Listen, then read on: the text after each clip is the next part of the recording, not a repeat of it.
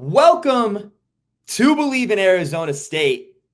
Can't even believe I'm saying this right now, Evan. Episode 50. It's good to be back. I'm your host, Bannon, alongside Evan Reiser. Evan, before I bring you on, man, first off, great to see you. We've obviously been doing a lot of interviews. I was going to say, man, this is probably our first episode that you and I have done. I don't even know the last. I don't know when it's just been you and I. It's been a while. Yeah, I feel like there was one post-football season, right around the end of the Peach Bowl, and I want to say that was probably the last one. I think it now was you're too. looking at almost 2 months? No, 6 weeks. 6 weeks, So, yeah. And I was gonna say 6 weeks. Typically, that's 12 episodes for us. It's been really more like 20 episodes. It feels like I think we are probably 20 episodes without the show, just you and I.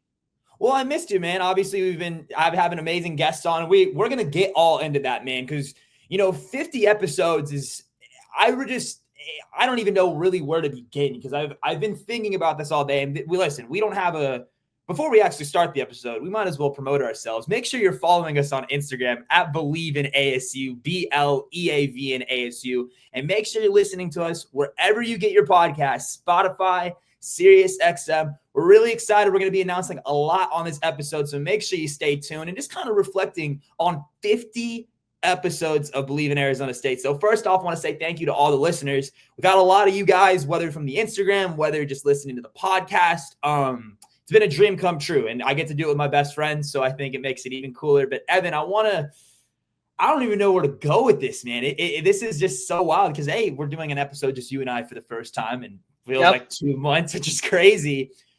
I just wanted to know, man, just in 50 episodes, what have you been able to sort of reflect on? What have been sort of your kind of moments that you've enjoyed? Well, I think when you take a look at kind of what we walked into, I mean, we got pretty lucky. One, to be able to do this together and to have the opportunity, but two, on the front of this is legit one of the most successful seasons in Arizona State basketball history, or Arizona State football history. Sorry, I don't know why I said basketball. Not the case in basketball, but in Arizona State football history. You're talking about going to a New Year's Six Bowl, your first appearance in the college football playoff. There's a lot of good here, and we got to be a part of it. Coming off of, where are we season last year, in year two of what everybody thought was a rebuild with Kenny Dillingham.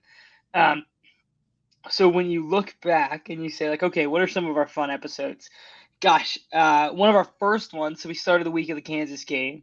Yep. And you take a look at that game and you say, okay, well, ASU finishes that game on a 2-minute drill, and twice, actually, and we were able to break it down. So that was an episode I love and I really look fondly on.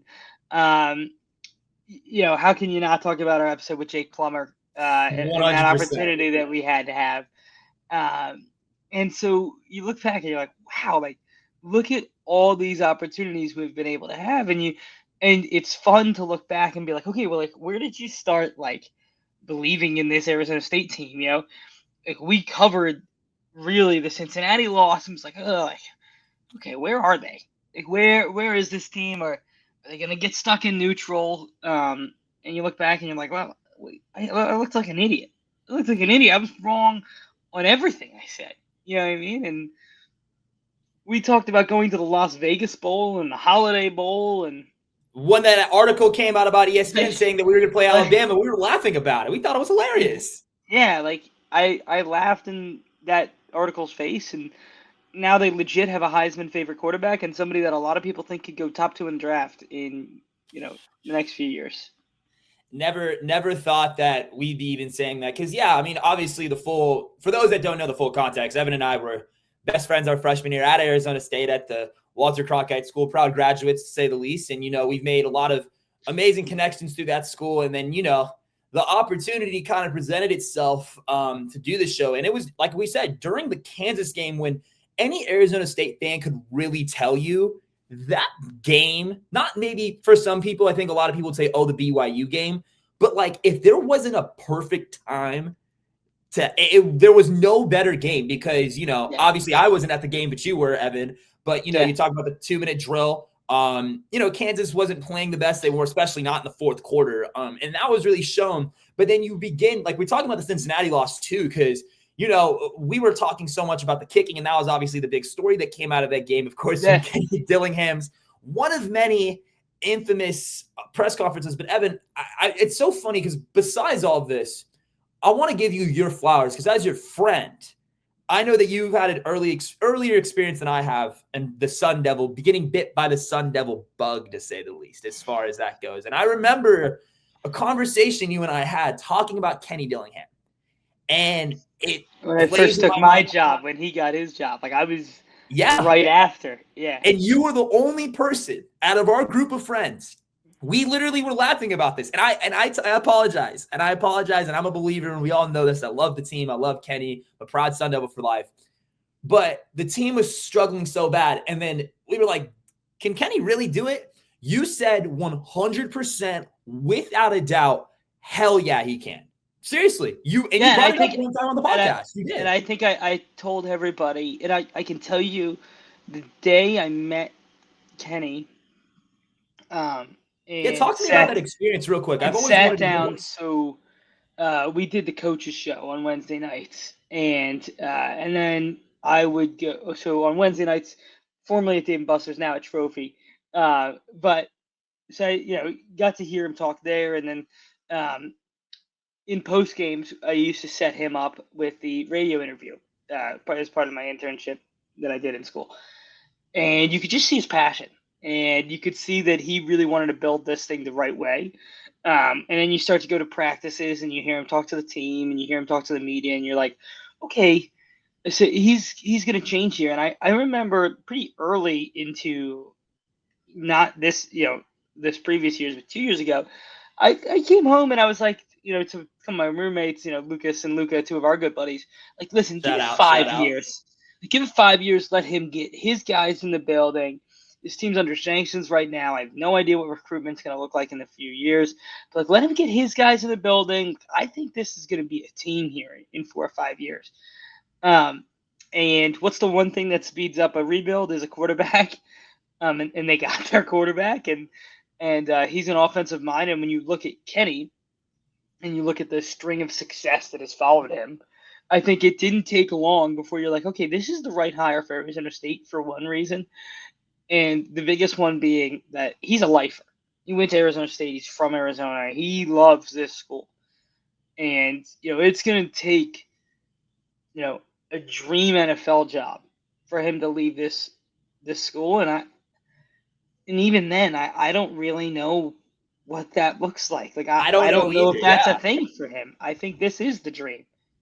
Yeah, and I think the joy of this, and obviously, with this podcast, we show love to a lot of sports. We make the most of it, but, football obviously has kind of captured the hearts of Sun Devil fans. And I even want to go back talking about Sam Levitt because I still remember when the quarterback competition happened before. This was before we were covering it.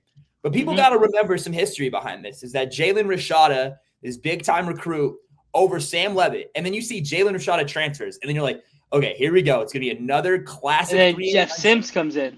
Jeff Sims comes in, and you're like, all right, here we go again. This is just. And a lot of people were upset, Bannon, if you remember. A lot of people were upset that Levitt got the job over Sims. 100%. And no one knew. Nobody could have ever predicted this. Absolutely not. We've seen Cam Scat. Like, we know Scat. Like, we've seen that, and we're like, okay, like, he's a good name. But even that, what is he? Even after last year, like, could he carry this kind of. Could he carry a team? Yeah, and he came back. Really an impressive year from Scat. I know we've talked about that a couple times, but he came back in a position that was like extremely fortuitous with him. And like they were able to throw the ball now. He can run. But then on top of that, he lost weight. He got faster.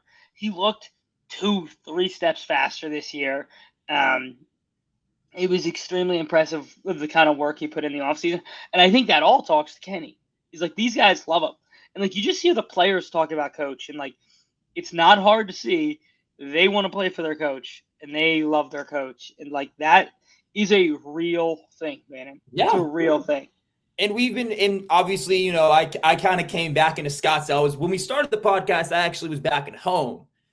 filming that kind of the first couple episodes. And then the UCF game was when I finally got to go experience it. It was good. It was a great game to be at, first and foremost. But that game was really big for me in particular because we were talking about one guy a lot, especially myself. And it wasn't Sam Levitt, it wasn't Scadaboo, it was Jordan Tyson, man. You want to talk about the evolution of that first episode that we had to see the kind of streak that he carried on towards that end of the year. And now you're like, okay, this guy is a legit wide receiver. Like, we talk Scadaboo, we talk Sam, we always ask our guests that, and we're going to get into the guests. I'm really excited to ask you some good questions about that. But no, I thought that was so far out of this podcast, besides the guests and the fun and the experiences, the Peach Bowl for seriously, there's so many ways. Watching you went to the Peach Bowl?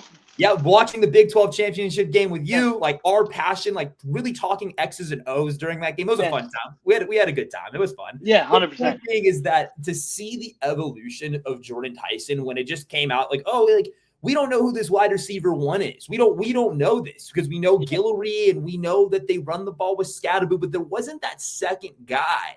And Jordan Tyson really emerged in front of our eyes. And that to me was one of the coolest things of this podcast. Yeah, it was. But that's a great point. It's from week, I want to say week 6 on, he was a top 4 receiver 100%. in college football. And it's one of those things where this dude was can't miss every week. And his ability to get open when teams knew they were scheming for him, and Sam's arm ability. And then, for them to lose Jordan Tyson in the Big 12 championship and then to still look as good offensively as they did. And I think you and I have talked about it, but for me, there's not a doubt in my mind. If Jordan plays in the Peach Bowl, they win that game. Oh, no question. No. And I want to interrupt real quickly talking about the Peach Bowl because to me, just from my experience going, that was the most pride I ever had. That to me was all of the classic things that happened in our 4 years with Arizona State. To see that, because we were talking about it. I said, hey, man, it's going to be 70-30 Texas. It was around I got lucky to go. I really did. And it was a great experience. New Year's Eve, it was a hell of a time. Obviously, ended up being one of the best college football playoff games. But to see when you walk, because Atlanta itself is pretty small. So, when you walk down, there were bars that were packed out that were all Sun Devil fans. And I still remember when Kenny got re-signed, New Year's Eve, next to the team hotel bar, everyone knew what was going to happen, which was freaking crazier to me than anything. Because, you're around all these big-time alumni.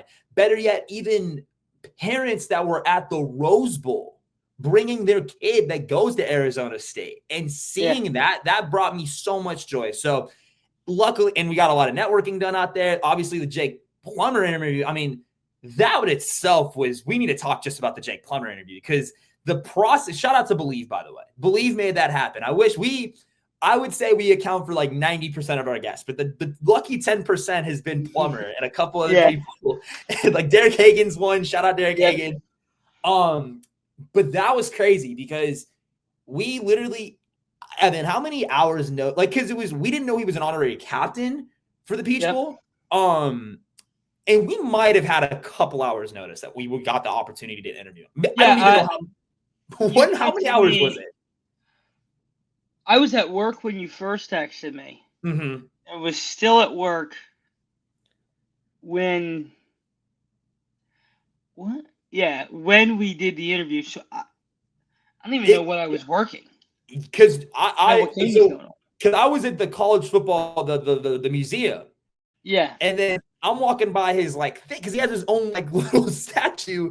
Not a statue, but little it had to be a 2 to 3 hour notice. 3 hour notice. And they texted us, and the people who Bleav were like, hey, you want to interview Plummer? We're like, yeah. So mind you, I had no place to go to do the interview fun. So I was in my hotel, but there wasn't a conference room I can go to or anything. So I was actually out in the open, in the lobby, unmuting my mic while we have Jake freaking Plummer on, the honorary captain. You're scrambling from work. Walking around Atlanta.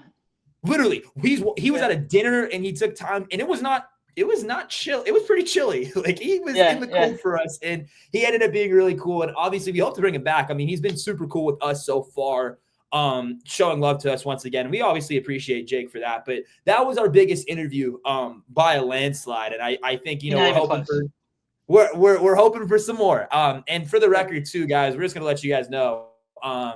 We've done obviously 50 episodes. We've been working tirelessly. Right now is a good time for us just to take a little break. We're still going to be around. We're still going to be posting clips and whatnot. But I just kind of wanted to briefly say that to the listeners that are listening to the podcast, so you guys get a firsthand experience of that. But Evan, besides Plummer, man, I that to me was one of my favorite interviews. But I really think the interview, and I want to get to what your favorites were. I think the interview that really put us on the quote unquote map, not saying map, was the Demario Richard one, man. That one really kind of opened another can of, like, we got a lot of new people because of that. And I thought his was very insightful because people got to understand, for real ones that know who Demario Richard is, this was the Cam Scadaboo before Cam Scadaboo. And, he's doing great coaching. He's been a great friend of the program. That to me was a huge interview for us as well. I wouldn't say the same level as Plummer just because of the circumstances. But if you had to give me an interview or two that really stands out, besides Plummer, of course, what would that be for you? I think there's a lot. We've had 50 episodes, and I think we started with Bobby Hurley Jr. was our first guest and the only returning guest that we've had. So shout out to Bobby for that one. But what were your favorites be? I mean, Richard Signs, that was an awesome episode. I thought that was cool for two guys who went to journalism school. For us personally, I think that one probably made a little bit more of an impact.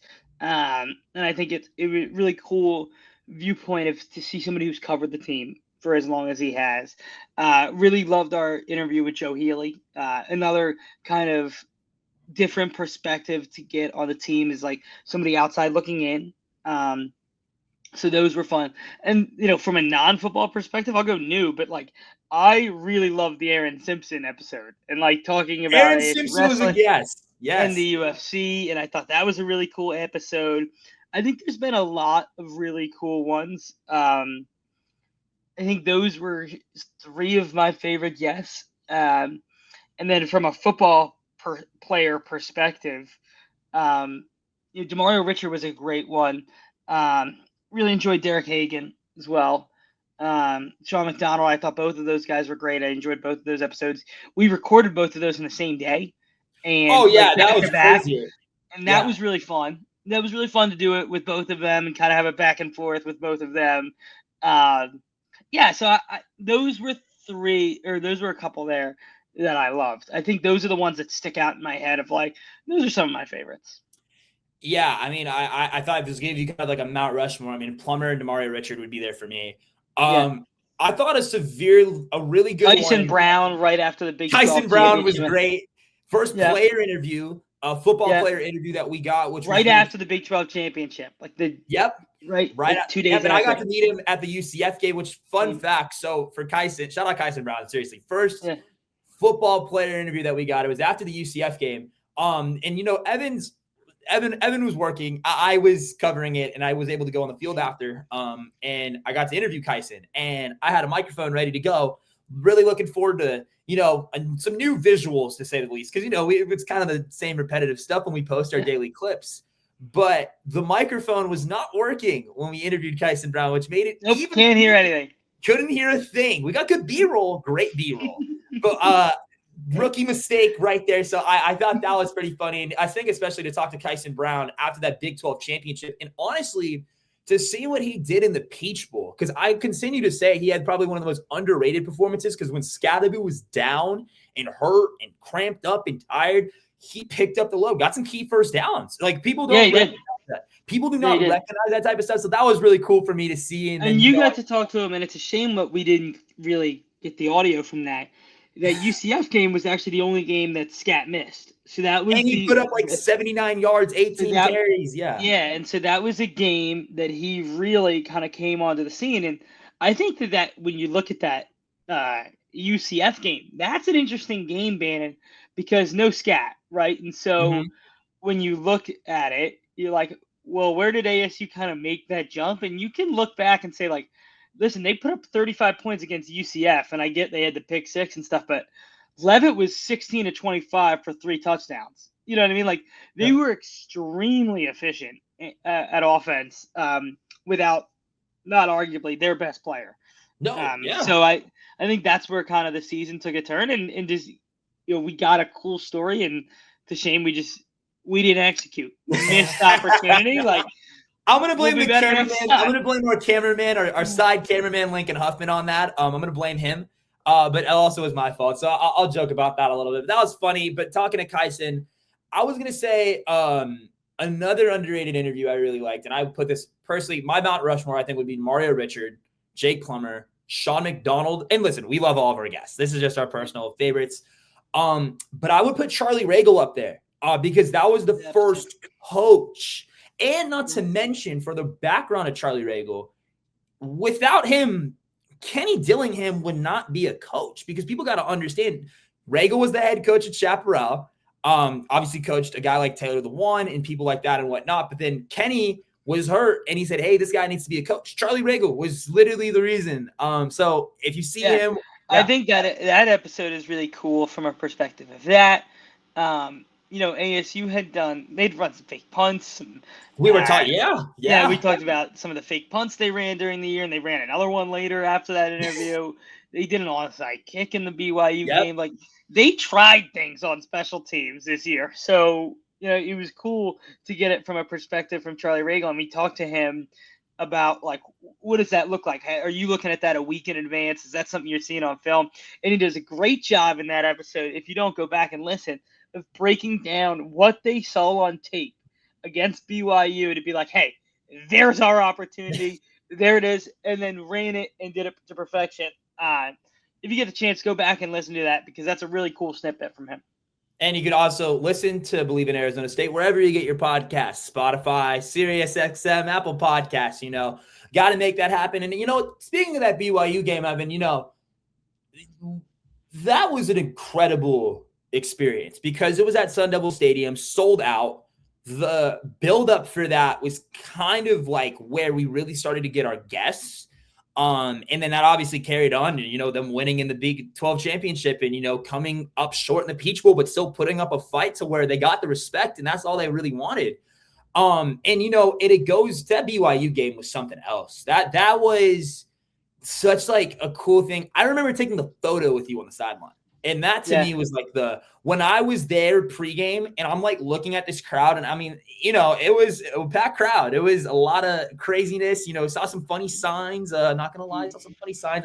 We're not like U of A basketball getting in trouble or whatnot. So, it's all good. But I would say that, that was a real moment for me, man. I think in taking that picture with you on the sideline, really kind of that game in general. I mean, literally like a make or break game for Arizona State and beating a team like BYU against all odds. And I think it gets us more excited about next year. And we talked about Sam, and we talk about what this team, the transfers that they've brought, the culture that Kenny is continuing to instill. I think I might as well ask you, we'll wrap up on football and we'll kind of briefly touch on some other sports as well. But I mean, obviously football, to be honest, has been our main thing. Not going to lie, it's been our main thing. It's just, they show us, it's all good, but we understand it. And we're obviously down, and we obviously are very open and continue to show love to all Arizona State sports. But we got spring ball. That's why we're trying to take that break, because, spring ball's coming up. We'll start to be able to we get a full season of this, man. Like, seriously, that is crazy to kind of think about, because we only came in halfway through the season. But what so far, early predictions? If you had to give me an early prediction for next season, I'm going to put you a little bit on the spot. What's your early player prediction, team prediction?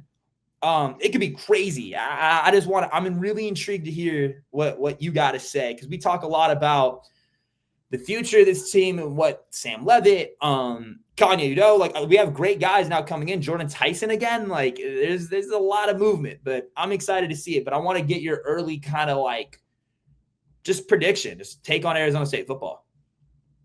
Yeah. Okay. So from a player perspective, we'll start there. Where do I think that Arizona State's going to finish? I think 11-1, 10-2. I think they'll win the Big 12 again. I think you'll see them in the playoff again. I think they'll get a bye again. And to me, it all depends on health. We talked about Kanye Udo. I think people question marks on what does that replacement look like for What does that replacement look like for Cam Scadaboo? And obviously, that is a hard pair of shoes to fill. It's a hard pair of shoes to fill, but they don't have to really fill them. And what I mean by that is, like, your quarterback's no longer a freshman; he's a year older. He's a sophomore, um, and he has a better connection than he did at the start of the year with some of the other receivers, and especially Jordan Tyson. You brought in some playmakers on the outside that can play off Tyson pretty well. People are excited to see what Jalen Moss can do out of Fresno State, who's had some really good years there. And so there's a bunch of names that people are excited to see. And so where do I think Arizona State player-wise is going to finish? I think you'll see Sam Levitt in New York in January. Like, I truly Bleav that in late December, early January, Sam Levitt will be in New York. And if that's the case, then I Bleav Jordan Tyson's going to take home the Blitnikoff. And Pro Football Focus came out this week and ranked Sam Levitt and Jordan Tyson as the best remaining wide receiver quarterback duo in college football in 2025. That's for a reason. That is for a reason. To say out loud. Is that not wild to say that an Arizona State player could win the Heisman and that an Arizona State wide receiver could win the best wide receiver? Like, is that not like? Because I think that's crazy. Not saying it can't happen, because I think it is. I'm fully confident in that, all of that happening. But is that not wild when you say that out loud? Like, especially this recent football season, where like, yeah, no, Arizona State made a college football playoff. Yeah, they're gonna go play in the Peach Bowl. Oh, we got a bye week. Oh, what? Yeah. Like, it's coming more of a reality in a sense, but it still is crazy. I could be wrong. I still think it's crazy. I don't disagree with you, man. And listen, Arizona State is placing big programs this year. They're going to be at Baylor as their first Big 12 game of the year. Like, it's not an easy place to play. Mm-hmm. And not that Baylor was great this year, and you'll hear that, not that they were great last year.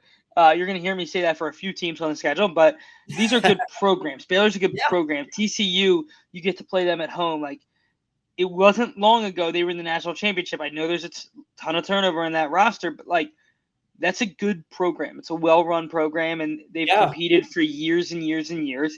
And I expect them to, maybe it's not next year, but in the near future, be competitive again. And they can travel well. TCU, there's a lot of people from Arizona that go to TCU, so they're going to travel really well for that game as well. Yep. And so then you get Utah, and you got to travel to Utah. And listen, I sat here and told everybody what Kenny Dillingham had said 2 years ago when I took this job. We're trying to be Utah. Well, they're going to try and be Utah and beat Utah like they did last year. This time they got to play them up in Utah, and that's a tough place to play. When people talk about it, it's a real place. And then you have Texas Tech trying to get a get-back game. Obviously, you weren't able to pull that one off. First loss last year. Tough game at Texas Tech. This time first you get to play Big 12 road game, home. Playing an actual big boy team, big boy program. We looked like kids in that game, but obviously we've evolved. But yeah, that was like a first real kick in the butt type of game. You got Houston, who's had some nice years, not one last year. Iowa State, who you saw in the Big 12 championship. You're going to travel to Iowa State. I'm sure they're going to be looking to punch you in the face. Kind of things. West Virginia at home, that should be a fun one. Then you got to travel at Colorado. Who knows what their roster and their situation is going to look like next year. Obviously losing the Heisman winner in Travis Hunter, as well as their quarterback. So what is that team going to look like? And then you finish with the team down south at home. You look at that schedule and you're like, okay, well, what are a lot of these teams? You kind of ask this. That's just your in-conference schedule. You start your season with a very similar non-conference. Last year you had Wyoming. This year it's going to be NAU. Then you're at Mississippi State, little home-and-home action from last year. And then you get Texas State at home, so just flip those games. I don't see them losing a game non-conference. And then you start 3-0, you pick up one at Baylor, and if you can go into the Utah game at 5-0, you feel pretty dang good. You feel pretty dang good, and like I said, looking at this schedule, like, gosh, I see an 11-10 win football team, and and cross your fingers, knock on wood for me, Bannon. But no, this is a good football team. This is what I see in the future. And, it's going to be very interesting to see them actually now with the expectations, because no one expected them to be as good as they were last year. Picked last in the Big 12. I hope that any person that was involved in that should probably be fired. No disrespect. I just think that is still ridiculous. The fact that we were projected to finish last place in the Big 12 out of a lot of teams. I don't know off the top of my head. I know it's like 16 or 12. I should know that. But point being is that it's been one remarkable, 50 episodes down, 50 more to go. Really excited, man. And especially now that we really get a full season of this. I feel and that's actually the first time, Evan, that we've actually been able to talk about the football schedule. I know that's been kind of an interesting thing. Like I said, we've had a lot of great guests on. That's been kind of the fun of doing Bleav in Arizona State. Obviously had some really. We haven't been able to sit down and give a look. We haven't been able to forward really at all. Yes. And, I don't want to end on sort of a sour note, but I feel like it'd be remiss because we haven't had the time to really talk about, because like we said, Evan and I have not done an episode, just him and I, in like 6 weeks. It's crazy to think about, but we've had a lot of incredible guests on. I feel like I'd be remiss if I didn't talk about Arizona State basketball with you a little bit. Not trying to get super, well, we have to, you know what? We're going to have to get deep into it because this is what our job is and this is what we do. I don't really know what to think of Arizona State basketball. I just wanted to kind of touch a little bit on BJ Freeman being dismissed from the team, the leading scorer. We don't know as much information on that. It's very team conduct is what team kind of the news, Yeah, we saw the Oklahoma State game. Obviously, the U of A game is probably the most infamous one, headbutting Caleb Love at the end of that loss. But it's wild because I think I feel like we fell to it, but I think, we saw the success of Arizona State football coming in the Big 12 the first year. And I'm not saying that ASU basketball did not have that potential because we talked to a lot of people, and this is very different from what it was last year. That mentality to win is clearly there. It's just a young team, and this is a tough blow. But I gotta ask you, what's next? What truly is next if you had to guess for Arizona State basketball as the season sort of wraps up, and then we get to head to March Madness, which will be fun. Obviously, we don't think Arizona State's gonna beat it, but I'm excited for March Madness. What's really interesting, Bannon, is they started 8-1. Yes, that's the craziest thing. They were 8-1, and their one loss was an 8-point loss to Gonzaga at Gonzaga. In which, by the way, it didn't feel like 8 points. 8 points is generous to Gonzaga because, in reality, that felt like a one-possession game down to the wire.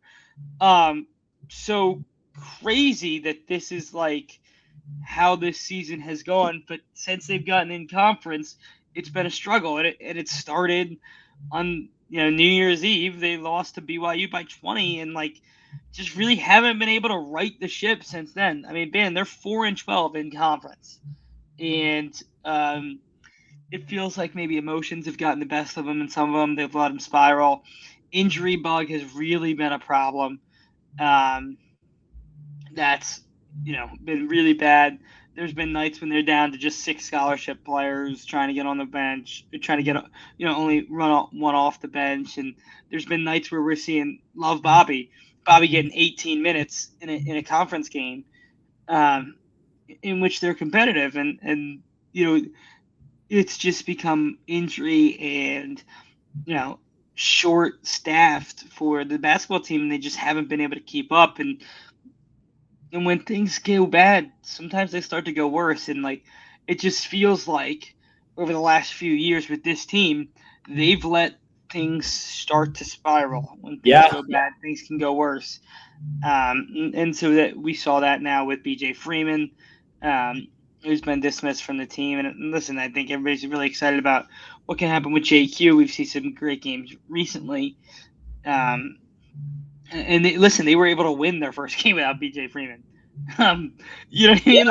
Pretty handily too, if that says anything. Kansas State and pretty much controlled the whole game. So, maybe they are starting to turn things around, but I think it's too little too late. A little too late when you're 13-14 as of this episode being filmed. We got 4 more games. You got obviously BYU, then you got 2 road games at Utah, at U of A, and then Texas Tech to finish out the season at DFA.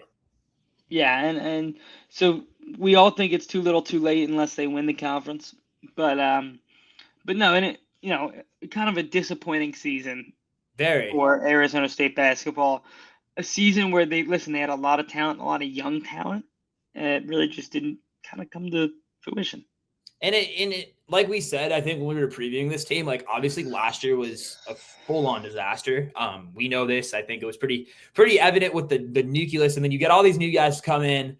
And there's the conversations that we had with our guests, especially just within kind of this podcast, to hear the willingness this team had to win. And I think that's still there. I want to make that very clear, but I think, some things you can't control is the injury bug. It's certain things like that. And to see Josan Stanton getting hurt, that really affected this team. And a point where they needed him, and he became kind of that rising star. Obviously, the tournament out in Palm Desert, seeing them win that was kind of a plus, and maybe the only highlight of the season, if I'm being honest, was them winning this tournament. And then it just kind of went downhill. And I don't even think that we know enough information to really be like, what was it? What would we like? What could we say, or who do we blame? Because I don't like to play the blame game. That's not what we're about here. That's just, but we have to kind of call it as it is. This team is 13-14. Very disappointing season. Yeah, I think a lot of Sun Devil fans really thought that, if Arizona State football is going to come into the Big 12 and, win it, that was just that was crazy that happened. And I think a lot of people really thought that basketball can do that. But I think we all know the opponents they played, the teams that are in that conference are teams that consistently make March Madness. Teams like, example being when we lost to Houston recently, a team that literally has been a number one seed in March Madness. A team, just teams that we're playing against that are actual powerhouses, and we're still in year one of this. But obviously, the football was a different story. That was a Cinderella type of season. And it's going to be very interesting to see what happens next. And I hope nothing crazy happens for a lot of reasons. But you know what? I think the BJ Freeman incident, to see him get dismissed, did it surprise you? Were you kind of shocked by that, or was that something? Yeah, I mean, we didn't see a lot of it in house. It's tough to be, we don't want to point things. We don't know enough. Yeah, I don't know any of the stories. Surprising, sure. I don't know how surprised people were in house. But from an outside perspective, I think it was okay, interesting. I don't think anybody had saw it coming from an outside perspective, but I think if you were maybe in the locker room, I think those guys maybe saw it coming, and I think they answered that with how they played this weekend on Sunday night. Yeah, so we'll see. Obviously, we got a lot of sports. Arizona State hockey, currently number 12 in the country right now, splitting that series with Western Michigan. We got playoffs coming up in that regard. So that's kind of when we plan to be back, if that says anything. So we're just going to take, a couple weeks, nothing too crazy. We'll obviously still be around and make sure, obviously, we're talking about 50 episodes. That's a lot of interviews. That's a lot of episodes, a lot of fun episodes too. So if you want to go down memory lane like we like to, make sure you're following us on Instagram at BLEAVNASU. And the reason why we're also taking a break, Evan, is because we're looking to kind of expand outside of Instagram. So we're really excited about that. So we're going to get that going before football season. So like I said, we just need a couple weeks to really make that all happen. But we really do appreciate each and every one of you guys. I mean, this is just nothing that we expected. It's so funny. I said before we're going to shoot for 10 minutes. We've shot a while, so we're going to wrap it up here. 40 minutes in, yeah. 40 minutes in. We got a lot to talk about, a lot of memories. Evan, cheers to you, my friend. Obviously, without you, this podcast would not Thank you for everything you put into it. Yes, absolutely. Well, I appreciate everything that you put into this, obviously. Yeah, I mean, it's wild to think, man. 50 more episodes. That's the goal right now. So we can get you on 50 more. So if Bleav keeps paying us, we're going to be great. So we appreciate it once again. We really do, guys. Evan, any kind of last words? I mean, we're almost approaching 40 minutes. Let's just end right at 40. Go Devs. Go Devs. All right, perfect. That's enough said. Appreciate you guys once again. Thank you. This is Bleav in Arizona State, episode 50. I'm your host, Bannon, alongside Evan Reiser. And as always, forks up.